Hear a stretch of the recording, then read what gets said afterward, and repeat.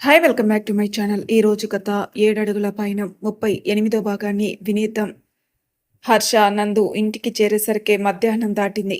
ఇక తినేసి మెర్జింగ్‌కి సంబంధించిన వర్క్ కంప్లీట్ అయిందని చెప్పి జర్నీ వల్ల అలసిపోయి రూమ్‌కి వెళ్లి పడుకుంటారు. సాయంత్రం లేచి ఫ్రెష్ అయ్యి బయట కూర్చుంటారు హర్ష, శత్రు, రవి, అరుణ్, నందులు. శ్వేతను చూసిన విషయం నందు చెప్పంగానే కరెంట్ షాక్ కొట్టకుండానే మాడిపోయిన కాకుల్లా అయిపోయారు రవి, శత్రు. హర్ష ఫ్రీజర్‌లో పెట్టిన ఐస్‌లా కూల్‌గా ఉండడం చూసి కళ్ళున్నాయో దొబ్బాయో క్లారిటీ తెచ్చుకుందాం అనే ఆశతో "బావా! నువ్వు బానే ఉన్నావు కదా?" అన్నాడు రవి. "నాకేమవుతుందిరా?" అన్నాడు హర్ష. "అదేంట్రా? శ్వేత బ్రతికే ఉంటే నువ్వింత నార్మల్‌గా ఎలా ఉన్నావు?" అంటాడు శత్రు. "ఆయనకి శ్వేత బ్రతికే ఉందన్న విషయం ముందే తెలుసంటన్నయ్య" అంది నందు. "వాట్? తెలుసా? ఎలా?" అంటూ కళ్ళు తేలేశారు ఇద్దరూ. "అవును. హర్ష గారు ఇంటికొచ్చాక చెప్తా అన్నారు కదా! ఇప్పుడు చెప్పండి" అంది నందు కూడా. "హ్మ్. చెప్తాను" అని మొదలుపెట్టాడు హర్ష. "మొన్న నేను కంపెనీ పని మీద బెంగుళూరు వెళ్ళినప్పుడు శ్వేత వాళ్ళ అమ్మానాన్నని చూసి వద్దాము. చాలా రోజులు అయింది కదా! ఎలా ఉన్నారు అని. మీ ఎంగేజ్‌మెంట్‌కి పిలుద్దామనుకుని వాళ్ళింటికెళ్ళాను. నేను చాలా సార్లు వెళ్ళడంతో అక్కడ అందరూ నాకు బాగా తెలుసు. ఎలా నేను వెళ్ళేసరికి అక్కడ వాచ్‌మెన్ అంకుల్ నన్ను గుర్తుపట్టి పలకరించి, "ఇన్ని రోజులు ఏమైపోయావు బాబూ? ఈ మధ్య రావడమే మానేశారు. శ్వేతమ్మ కూడా మొన్నే వచ్చారు" అన్నాడు. ఆయన చెప్పింది విన్న నాకు అసలేం అర్థం కాలేదు. సంవత్సరం క్రితం శ్వేత తండ్రే నాకు శ్వేత చనిపోయిన విషయం చెప్పారు. యాక్సిడెంట్ అయ్యి అస్సలు గుర్తుకు పట్టలేకుండా ఉన్న శ్వేతను చూపించడం ఇష్టం లేక అన్ని కార్యక్రమాలు జరిపించేశామని తను ఫోన్ చేసే వరకు చెప్పలేదు. చివరి చూపు కూడా చూసుకోలేకపోయానని హర్ష అంత బాధపడ్డాడు. ఆ తర్వాత బెంగుళూరు ఒకసారి వచ్చినప్పుడు వాచ్‌మెన్ లేరు. కానీ శ్వేత వాళ్ళ నాన్నున్నారు. ఇంట్లో శ్వేత ఫోటోకి దండ కూడా ఉంది.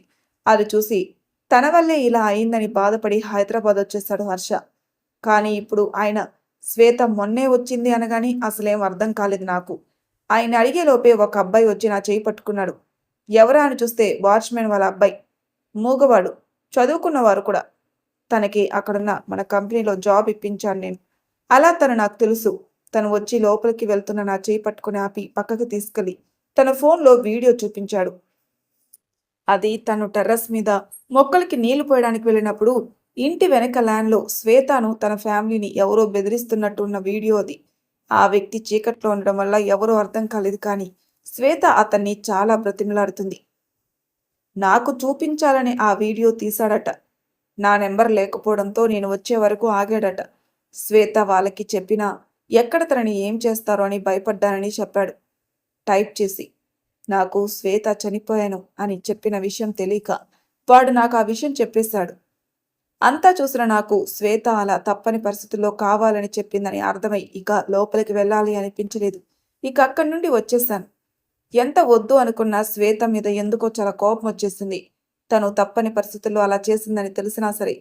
నేను తనని ఎంత నమ్మాను, ఎంత స్నేహంగా ఉన్నాను. ఆఫ్కోర్స్ ఫీలింగ్స్ లేకపోయినా శ్వేతను ప్రేమించాను. అలాంటి నన్ను తను తన కోసం నన్ను మోసం చేయడానికి, నన్ను బాధ పెట్టడానికి సిద్ధపడిపోయింది. ఓకే. తను అప్పుడు చెప్పే స్టేజ్‌లో లేకపోవచ్చు కానీ, నేను తెలుసుకునే వరకు నాకు చెప్పలేదు. నేనేమైపోయానో కూడా పట్టించుకోలేదు. నా బాధ నేను పడుతున్నాను అనుకుని వదిలేసింది. అలాంటి అమ్మాయినా నేనింతకాలం ప్రేమించింది అనిపించింది నాకు. అప్పుడే అంటూ నందుని చూస్తాడు హర్ష. నందు చేతిని పట్టుకొని శత్రువు వాళ్ళ వైపు చూసి, అప్పుడే నాకు నందు గుర్తుకొచ్చింది. నా కోసం ఎంత చేసింది? నేను తనని ప్రేమించడం లేదని తెలిసినా, తనని యాక్సెప్ట్ చేయనని తెలిసినా, నన్ను పెళ్లి చేసుకుంటే తను సంతోషంగా ఉండలేదని తెలిసినా, నన్ను వదిలేయలేదు. కేవలం నేను బాధపడకూడదని, నన్ను మామూలుగా మార్చాలని మాత్రమే ఆలోచించి నన్ను పెళ్లి చేసుకుంది. ఎప్పుడూ నా మొహంలో సంతోషం ఉండాలని చూసిందే కానీ, తను బాధపడుతున్న విషయం పట్టించుకోలేదు.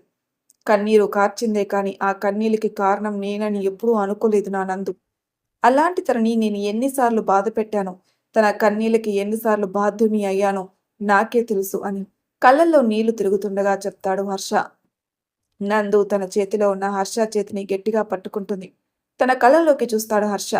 నందు హర్ష కన్నీళ్ళని తుడిచి ముద్దు పెట్టుకుని తన పెదాల్ని సాగదీస్తుంది. నవ్వుతాడు హర్ష. అదిరా, అలా తెలిసింది నాకు శ్వేత బ్రతికే ఉందని అంటాడు హర్ష. అవును హర్ష గారు, శ్వేత చనిపోవడానికి మీరే కారణమని ఎందుకు అనుకున్నారు మీరు అంది నందు. ఏం చెప్పాలో తెలియక సైలెంట్ అయిపోయాడు హర్ష. ఇక దాచడం వేస్ట్ బావా, నందుకి చెప్పాల్సిన టైం వచ్చేసింది అంటాడు శత్రు. వాళ్ళేం మాట్లాడుకుంటున్నారో అర్థం కాదు నందుకి. హర్ష గట్టిగా గాల్ పీల్చి వదిలి చెప్పడం స్టార్ట్ చేశాడు. హర్ష ప్రాజెక్ట్ పని మీద బెంగళూరు వెళ్ళిన రోజు తను వర్క్ అంతా కంప్లీట్ చేసి ఇంటికొచ్చి డోర్ లాక్ తీస్తుండగా సార్ అంటూ వచ్చాడు వాచ్మెన్. ఏంటి అని అడగ్గా హర్షకి ఏదో కొరియర్ వచ్చిందని చెప్పి ఇచ్చేసి వెళ్ళిపోతాడు. హర్ష దాన్ని తీసుకుని ఏంటా అదని చూసుకుంటూ లాక్ తీసి లోపలికి వెళ్ళి సోఫాలో కూర్చొని దాన్ని ఓపెన్ చేస్తాడు. దానిలో హర్ష, శ్వేత ఉన్న ఫొటోస్ ఇంకా ఒక లెటర్ ఉంది. అవి చూసి అర్థం కాక శ్వేత పంపిందేమో అనుకుంటాడు. ఆ లెటర్ తీసి చూస్తాడు. హాయ్ హర్ష, ఎలా ఉన్నావు? Hope you are doing well. నన్ను గుర్తుపట్టావా? ఓ సారీ, నేనెవరో చెప్పకుండా ఎలా గుర్తుపడతావులే. నేను ఆ, ఇప్పుడు కాదులే, మనం మీట్ అయినప్పుడు చెప్తా. ఇక విషయం ఏంటంటే నీకొక స్వీట్ వార్నింగ్. ఇకపై నీ జీవితంలో సంతోషాలు కరువు అవ్వబోతున్నాయి. ముఖ్యంగా నీ ప్రేమ, అది ఎప్పటికీ నిన్ను చేరుకోలేదు, నువ్వు చేరుకోలేవు. నీ ప్రేమ అదే ఆ శ్వేత. బాగుంది అమ్మాయి, నీ సెలక్షన్ కూడా. కానీ పాపం ఏం చేస్తాం, కొన్ని రోజుల్లో చావబోతుంది. హ్మ్, ఎలా కాపాడుకుంటావో. సరే మరి జాగ్రత్త. ఇంకా తినలేదనుకుంటా, తినేసి పడుకో. ఈ లెటర్ ఏంటి, ఎవరు పంపారు, నాకెందుకు వచ్చిందని ఆలోచించుకో, ఉంటాను అని ఉంది ఆ లెటర్లో. అది ప్రింటెడ్ మ్యాటర్లో అవడంతో రాసింది ఎవరని గెస్ చేసే ఛాన్స్ లేదు హర్షకి. ఆ లెటర్లో రాసినట్టు తన నిజంగానే తినలేదు ఇంకా హర్షకి. అసలేం అర్థం కావట్లేదు. నా ప్రేమని దూరం చేయడం ఏంటి, శ్వేతను చంపడం ఏంటి, ఎందుకో భయం అనిపించింది హర్షకి. ఎవరైనా సరదాకి రాశారేమో అనుకున్నాడు వాళ్ళిద్దరు ఫొటోస్ చూసి. కానీ ఎందుకైనా బెటర్ అని జాగ్రత్తగా ఉండాలని డిసైడ్ అవుతాడు. శ్వేతకి కాల్ చేద్దాం అనుకుంటాడు కానీ టైం 2 అవుతుందని చూసి ఆగిపోతాడు. తర్వాత రోజు శ్వేతతో మాట్లాడి విషయం చెప్పకుండా జాగ్రత్తగా ఉండమని చెప్పి తన ఆఫీస్ వర్క్ చూసుకుంటూ ఉంటాడు. ఇలా 3వ రోజు ఇంటికి బయలుదేరిన హర్ష హైదరాబాదులో ఫ్లైట్ దిగి క్యాబ్లో ఇంటికి స్టార్ట్ అవుతూ మొబైల్ని ఆన్ చేస్తాడు. మొబైల్ ఆన్ చేయగానే వస్తుంది కాల్.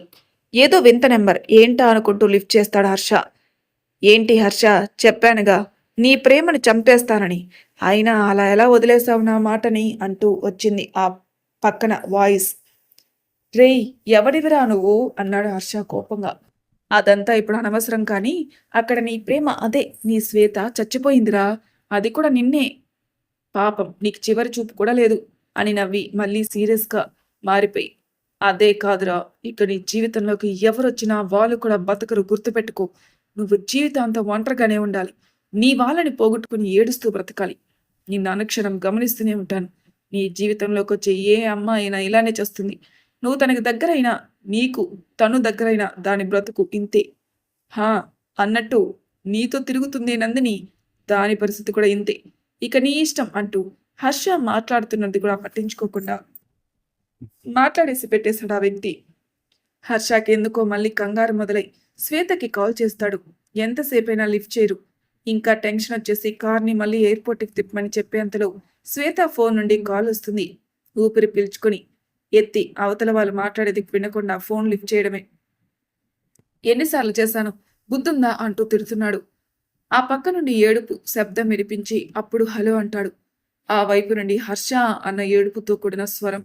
అంకుల్ అన్నాడు కంగారుగా. ఆయన ఏం మాట్లాడకుండా ఏడుస్తున్నాను. హలో అన్నాడు హర్ష అసలేమైందో తెలియక. భయంగా శ్వేత, శ్వేత, శ్వేత బానే ఉందా అంటాడు. ఆయన మరింతగా ఏడుస్తారు. అంకుల్ ప్లీజ్ మాట్లాడండి అంటాడు హర్ష. ఆయన ఏడుస్తూ శ్వేత చనిపోయింది హర్ష అంటాడు. హర్ష షాక్ అయిపోతాడు. ఏమైంది అంకుల్ అంటాడు షాక్లోనే. యాక్సిడెంట్ హర్ష, ఫ్రెండ్ పెళ్లికి వెళ్ళొస్తానని చెప్పి వెళ్ళింది. వచ్చేటప్పుడు ఏదో ట్రక్ గుద్దేయడంతో కార్ రివర్స్ అయి పడిపోయింది. ఇంతలో పక్క నుండి వస్తున్న లారీ కంట్రోల్ తప్పి శ్వేత మీదకి ఇంకా చెప్పలేకపోయారు ఆయన. హర్షకి కళ్ళలో నుండి నీళ్లు ఎందుకో రావడం లేదు, నోట మాట కూడా లేదు. ఆయనే మాట్లాడుతూ హర్ష, శ్వేత మొహం గుర్తుపట్టకుండా ఉంది, నువ్వు తట్టుకోలేవు, అందుకే నీకు చెప్పకుండానే అని మళ్ళీ ఏడ్చి, నువ్వు ఇక్కడికి రావద్దు హర్ష, ఇప్పటికే మా కూతుర్ని పోగొట్టుకున్నాను. ఇప్పుడు నిన్ను ఊహించలేని పరిస్థితుల్లో చూసి తట్టుకోలేను, దయచేసి రావద్దు, శ్వేతని మర్చిపో అంటూ ఏడుస్తూ పెట్టేస్తారు. హర్షకి ఫోన్ కట్ అయిందన్న విషయం కూడా తెలియదు. ఏదో షాక్లో అలానే ఉన్నాడు. తన ఆలోచనలన్నీ, ఆనందాలన్నీ ఒక్కొక్కసారిగా దూరం అయిపోతున్నాయి. నీ వాళ్ళంతా నీకు దూరం అయిపోతారన్న మాటలు దగ్గరై దగ్గరే ఆగిపోయింది. ఇంతలో క్యాబ్ ఇంటి దగ్గర ఆగడం, తను లోపలికి వెళ్ళడం, సుహా గారు పిలుస్తున్నా పట్టించుకునే స్టేజిలో లేకపోవడం అన్నీ తనకి తెలియకుండానే జరిగిపోతాయి. ఎలా వెళ్ళినా హర్షకి తన వాళ్ళు ఒక్కొక్కరుగా దూరం అయిపోతే అన్న ఆలోచనలు కమ్మేశాయి. భయం, బాధ, కోపం, ఆందోళన ఎందుకు ఆ సిచ్యువేషన్‌ని తన కంట్రోల్‌లోకి తెచ్చుకోలేకపోయాడు. అలా ఉండగానే సుహా గారు, అరవింద్ గారు భయపడ్డం, అరవింద్ గారికి హార్ట్ అటాక్ రావడం అన్నీ జరిగిపోయాయి. నందు వచ్చి శ్వేత పేరు చెప్పడంతో తను చనిపోయింది తన వల్లే అని, తన కారణంగా మిగిలిన వాళ్ళు కూడా చనిపోతారేమో అనే ఆలోచన రాగానే హర్ష బర్స్ట్ అయిపోతాడు. జర్నీ వల్ల, తినకపోవడం వల్ల నీరసం, వర్క్, టెన్షన్, భయం, కోపం వీటి వల్ల ఏడ్చి ఏడ్చి స్పృహ కోల్పోతాడు హర్ష. ఎప్పటికో తేరుకున్నాడు కానీ మళ్ళీ సైలెంట్ గానే ఉంటాడు. ఇంతలో రవి వస్తాడు ఇంటికి.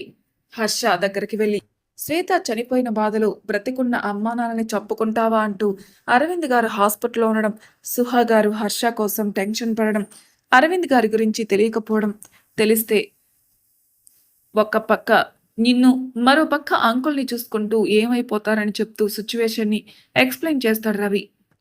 ఏదో అయిపోతుందని వీక్ అయిన హర్ష ఇప్పుడు తన వల్ల జరిగిన దాని గురించి ఆలోచించి మళ్ళీ మామూలు అవుతాడు. అయ్యి హాస్పిటల్‌కెళ్ళి అరవింద్ గారిని చూసి ఆఫీస్‌కి వెళ్ళి నందుతో పాటు వర్క్ చేస్తుంటాడు. ఇక అప్పటి నుండి నందుని కూడా వీలైనంత దూరంగానే ఉంచుతున్నాడు. అది ఫేక్ కాల్ అయినా నిజం కాకూడదని. తర్వాత నందుతో పెళ్ళైన అందుకే దూరంగా ఉండేవాడు. తనకిష్టమైతేనే కదా నందుని చంపేది. అదే కోపంగా ఇష్టం లేనట్టు ఉంటే నందుని ఏమీ చేయడు అనుకొని తప్పక నందుని బాధ పెట్టేవాడు హర్ష. ఎప్పుడైనా నందుని దగ్గరకు తీసుకున్న వాడి వల్ల నందుకి ఏమైనా అయిపోతుందేమని వెంటనే దూరం వెళ్ళిపోయేవాడు. ఆ తర్వాత నందు చేసిన ఇన్వెస్టిగేషన్‌లో డానియల్ గురించి చూసి తనకి ఫోన్ చేసింది కూడా డానియలే అని అర్థమై వాడిని ఎలా అయినా తన కాళ్ళ దగ్గరకు తెప్పించుకోవాలని వాడి అన్ని బిజినెస్‌లని దెబ్బ కొట్టడం స్టార్ట్ చేశాడు హర్ష. అలా చెప్పి నందు వైపు చూస్తాడు హర్ష. నందు మౌనంగా శత్రు రవిల వైపే చూస్తుంది. ఆ చూపుకి అర్థం తెలిసిన ఇద్దరు ఒకరినొకరు చూసుకుని అక్కడి నుండి వెళ్ళిపోయారు. నందు వాళ్ళు వెళ్ళిన వెంటనే లేచి హర్ష ఒడిలో కూర్చొని హర్ష తల వంచి అతని పెదవుల్ని బంధిస్తుంది. అది అస్సలు ఊహించని హర్ష ఆశ్చర్యంగా అయోమయంగా చూస్తూ నందునే చూస్తాడు. నందు హర్షని వదిలి వాడెవడో చచ్చు వెధవ కోసం ఇన్నాళ్ళు నా ముద్దుని నాకిస్తుంటే ఇచ్చి వదిలి వెళ్ళిపోయేవారా అని కోపంగా అడుగుతుంది నందు. అంతా చెప్తే ఇది మాత్రమే అడిగిన నందుని చూసి ముందు ఆశ్చర్యపోయినా తర్వాత నవ్వుకొని నందు పెదవుల మీద ముద్దు పెడతాడు. నందు కూడా కోపం పోయి హర్ష చుట్టూ చేతులేస్తుంది. కాసేపటికి నందుని వదిలి వడిలో అడ్డదిడ్డంగా కూర్చున్న నందుని సరిగ్గా కూర్చోబెట్టుకుని గుండెలకు హత్తుకుని నాకే తెలియకుండా నువ్వు నా ప్రాణం అయిపోయావు నందు. నీకేమైనా అయితే నేను తట్టుకోలేను. నా వాళ్ళకి ఏదైనా అయితే అని ఆలోచించి బాధపడిన నేను కనీసం నీ విషయంలో అలాంటి ఆలోచనలు కూడా దగ్గరికి రానివ్వలేకపోయాను అంటే అర్థం చేసుకో. కానీ నీకు దూరంగా ఉండడం నాకు చాలా కష్టం తెలుసా? అందుకే ఇక నా వల్ల కాక హనీమూన్‌కి తీసుకెళ్ళిపోయా అంటూ కన్ను కొడతాడు. నందు చిరుకోపంగా చూసి హర్ష గుండెల్లో ఒదిగిపోతుంది. నందు, హర్ష లోపలికి వెళ్తుండగా ఎదురొస్తారు అరుణ్, శత్రు, రవిలు. అయిపోయాయా మీ సరసాలు? మరీ ఇలా ల్యాండ్‌లో ఏంట్రా? ఇంట్లో ఇంకా పెళ్లి కాని ముగ్గురు చిన్న పిల్లలున్నారు. వాళ్ళు చూస్తారేమో అని కూడా లేకుండా అన్నాడు రవి. ఆ మాటకి హర్ష వెనక దాక్కుంది నందు. అంటే మీరు లోపలికి పోలేదా అన్నాడు హర్ష. వాడేదో కావాలని వాగుతున్నాడులే కానీ మేమిప్పుడే వస్తున్నాం, బయటికొస్తున్నాం. నువ్వు ఫ్లోలో నిజాలు చెప్పాకు బావా అన్నాడు శత్రు నవ్వుతూ. రవిని సీరియస్గా చూశాడు హర్ష. రవి, అరుణ్లు నవ్వుకుంటున్నారు. నిన్ను అంటూ రవిని కొట్టడానికి తన వెంట పడ్డాడు హర్ష. రవి దొరకకుండా ఇంట్లోకి పరిగెత్తాడు. వాళ్ళని చూసిన అరుణ్, నందు, శత్రు నవ్వుకున్నారు. లోపలికి వెళ్ళిన రవి హర్షకి దొరకకుండా ఇల్లంతా తిరుగుతూ అందరి వెనకాల దాక్కుంటాడు. రేయ్ ఆగరా, నీకు ఈ మధ్య వేషాలు ఎక్కువయ్యాయి. మురళి అంకుల్తో చెప్పి పద్దుకి మంచి సంబంధం చూడమని చెప్తాను.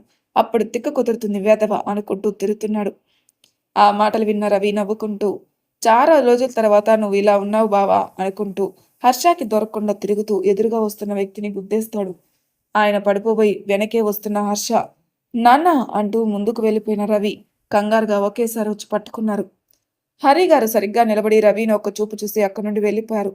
ఆయన చూపును అర్థమైన హర్ష రవి ఎక్కడ బాధపడతాడని రవి నాన్న రవి నాన్న అంతే కదరా, నువ్వు అని చెప్తుండగా రవి హర్ష నాపి నువ్వు ఆయన చూసిన చూపుని పట్టించుకున్నావు కానీ నేను నాకు ఇన్నేళ్ల తర్వాత ఆయన స్పర్శ దొరికినందుకు ఆనందపడుతున్నానురా అంటూ తన చేతిని తీసుకుని ఇందాక జరిగింది తలుచుకుంటూ రవి హరి గారిని గుద్దేసినప్పుడు ఆయనతో పాటు రవి కూడా స్లిప్ అయి పడిపోబోగా ఆయన తను పడిపోబోతున్నానని రవి పడకూడదని ఆయన చేతి సపోర్ట్ని రవికిచ్చి తనని నిలబెట్టి ముందుకు తోసి ఆయన పడబోగా అప్పుడే వచ్చిన హర్ష ముందుకెళ్లిన రవిని పట్టుకుంటారు.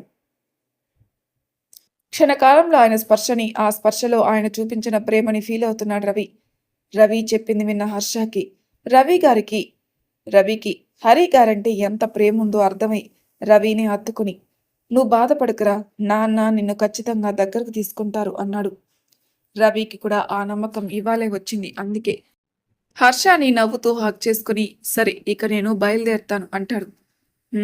సరేరా, జాగ్రత్త అంటాడు హర్ష. రవి, అరుణ్ అందరికీ చెప్పేసి ఇంటికి వెళ్ళిపోతారు. శత్రు కూడా ఇంటికి బయలుదేరుతాడు. పో, నువ్వు నా దగ్గరకు రాకు, నువ్వు నన్ను పూర్తిగా మర్చిపోయావు, వారమైంది నువ్వు నాతో మాట్లాడి అని అరుస్తూ శత్రు షర్ట్ పట్టుకుని వెనక్కి నెడుతూ మాట్లాడుతుంది మృదుల. అబ్బా, అది కాదు చిన్ను, నా బంగారం కదూ, నా మాట వినరా, నేను మాట్లాడదామని అనుకున్నాను కానీ అంటున్న శత్రుతో. కానీ ఒక ఇంపార్టెంట్ కేసు, ఆ పనిలో పడి కుదరలేదు. ఐఎమ్ సారీ, ఇంకెప్పుడు ఇలా చేయను, ఇదేగా నువ్వు చెప్పేది అంది సీరియస్గా చేతులు కట్టుకొని శత్రుని చూస్తూ. అమ్మో, ఇదేంటి ఇలా చూస్తుంది, ఇవాళ నా పని అవుట్ అనుకుంటూ ఇన్ని రోజులు ఆ డానియల్ గాడి పనిలో పడి దీన్ని కలవనేలేదు. ఇప్పుడు ఏదో ఇంటికి వెళ్తూ వచ్చాను, ఇంకా లేట్ అయ్యుంటే నా పరిస్థితి ఏంటి అనుకుని, అరే నేను చెప్పాలి అనుకున్నవన్నీ ఇలా ఎలా చెప్పేస్తావు చిన్ను, నీకు నా మనసులో ఉన్నవన్నీ భలే తెలిసిపోతాయే, యు ఆర్ ఏ జీనియస్ రా, అయినా అన్నీ తెలిసి ఎందుకమ్మా అలుగుతావు అన్నాడు క్యూట్గా అడుగుతూ కూల్ చేయడానికి. 137 అంది మృదుల అదే ఎక్స్ప్రెషన్ కంటిన్యూ చేస్తూ. ఏంటిదది అన్నాడు శత్రు అర్థం కాక. నువ్వు ఇదే డైలాగ్ నాకు చెప్పి ఇప్పటికీ 137 సార్లు అయింది. అబ్బా, ఇది ఇలా ఆడేసుకుంటుంది ఏంటి అనుకుని, సారీరా చిన్ను, అర్థం చేసుకోమ్మా అన్నాడు దగ్గరికెళ్ళి బుగ్గలు లాగుతూ. మృదుల బుంగమూత పెట్టింది. ఏంట్రా చిన్ను ఇది, నీకు తెలుసు కదా నా డ్యూటీ గురించి, అది ఇలానే ఉంటుందని కూడా తెలుసు కదా, నీకు నేను ముందే చెప్పాను కూడా, మరి ఇప్పుడు ఇలా ఉంటే ఎలా రా అన్నాడు. నాకు నీ డ్యూటీ గురించి కాదు బాధ, నీకు నీ వర్కే ఇంపార్టెంట్ అన్నది కూడా కాదు, కానీ నువ్వు ఆ వర్క్లో ఉన్నప్పుడు కనీసం నీకు నేను ఒక్కసారి కూడా గుర్తుకు రానన్నదే నా బాధ. నువ్వు నాతో రోజు గంటలు గంటలు కూర్చొని మాట్లాడక్కర్లేదు, కనీసం రోజు ఫోన్ కూడా చేయనక్కర్లేదు, ఒక్క మెసేజ్ చాలు, గుడ్ మార్నింగ్ అనో గుడ్ నైట్ అనో. నీ అంత బిజీలో కూడా నీకు నేను గుర్తున్నాను అన్న ఫీలింగు, నువ్వు బాగున్నావని ఆలోచన, నువ్వు కూడా నన్ను మిస్ అవుతున్నావనే ఫీల్, ఇవి చాలు నాకు, నువ్వు నాకు దూరంగా ఉన్నా బ్రతికేయడానికి అంది కళ్ళ నిండా నీళ్లతో. ఆ మాటలు విన్న శత్రుకి చాలా బాధగా అనిపించింది. తన కోసం మృదుల ఎంతగా ఆలోచిస్తుంది, ఎంతలా బాధపడుతుందని అర్థమై మృదులాని గట్టిగా హత్తుకుని తన తల మీద తన గడ్డ వానించి, ఐఎమ్ సారీరా, నీ బాధని అర్థం చేసుకోలేకపోయా, కానీ నేను కూడా నేను చాలా మిస్ అయ్యాను చిన్ను, డ్యూటీలో నువ్వు గుర్తుండకపోవడం ఏంట్రా, అసలు నేను నిన్ను ఎప్పుడు మర్చిపోయానని, నాది బిజీ లైఫే అయ్యుండొచ్చు, కానీ నా లైఫే నువ్వురా, అయినా ఇంకెప్పుడు నిన్ను బాధ పెట్టను సరేనా అన్నాడు మృదుల తల మీద ముద్దు పెడుతూ. మృదుల తలెత్తి శత్రు బుగ్గ మీద ముద్దు పెట్టి శత్రు చుట్టూ చేతులేసి గట్టిగా హత్తుకుని, నిజంగా అంది. నిజంగా అన్నాడు నవ్వి. మళ్ళీ శత్రుని ముద్దు పెట్టుకుంది మృదుల. మరి తర్వాయి భాగంలో ఏం జరుగుతుందో నెక్స్ట్ ఎపిసోడ్లో తెలుసుకుందాం. అంతవరకు నా ఛానల్ సబ్స్క్రైబ్ చేయని వాళ్ళు ప్లీజ్ సబ్స్క్రైబ్ చేసుకోండి, లైక్ చేసి షేర్ చేయండి, మీ అభిప్రాయాలు నాకు కామెంట్ కూడా తెలియజేయండి. Thank you for listening.